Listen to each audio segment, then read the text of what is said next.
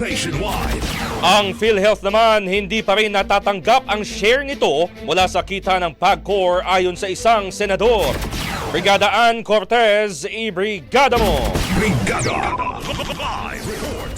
Ipinunto ni Senadora Pia Cayetano sa naging pagdinig ng Senate Committee on Games and Amusement na hanggang nga sa ngayon hindi pa natatanggap ng PhilHealth ang share nito mula sa kita ng Philippine Amusement and Gaming Corporation simula pa nga noong 2019. Ito ang ipinaalala ng Senadora sa PAGCOR matapos lumabas ang ulat na tumaas ang kanyang kita ng 309% itong nakaraang taon. PAGCOR ulit, no, yung remittance po nyo sa Philippine Sports, well, una-una yung sa PhilHealth.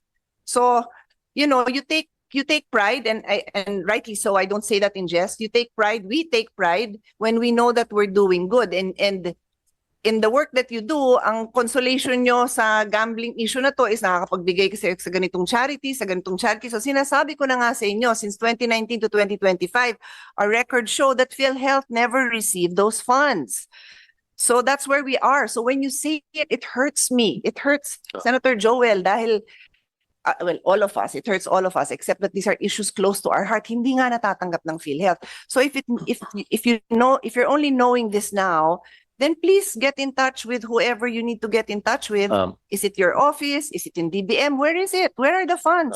The funds that we know of, but this is combined, PAGCOR and PCSO, is 98.28 billion, but combined yan with PCSO. Senator Cayetano, Yes. under the Joint Circular 0001, year 2022, meron pong guidelines yung pagkakaloob namin ng allocation namin. In the interest of time, narimit ba? Na-remit po namin, Sa 100%. PhilHealth? Wala, hindi po kami, dito po sa guidelines nito, hindi po kami direct lang sa Also PhilHealth. sa Dapat DBM. po ay aming i-remit ang 50% government share sa Bureau of Treasury.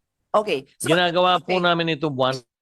No, I believe you. But I want you to know for the record so that the next time you report it, mag-footnote kayo doon. Hindi na ho namin problema kung hindi nire-remit ng Treasury sa PhilHealth, which is mandated by law. Para kami naman, we can also do our job and go after them. Ngunit sa kabilangan ng pagkakaroon ng kita ng gobyerno rito, binigyan din ng senadora na mahalagang maisaalang-alang ang social cost na dala nito. Samantala umaasa rin ng senadora na hindi sila aabot pa sa pagdinig tungkol sa pagtax sa online gambling bilang ibaba na ito agad-agad. Maaalala sa naging pagdinig na pagkasundong itigil na ang pagbibigay ng access sa mga e-wallet sa online gambling platforms upang matigil na ang pagka-addict ng ilan.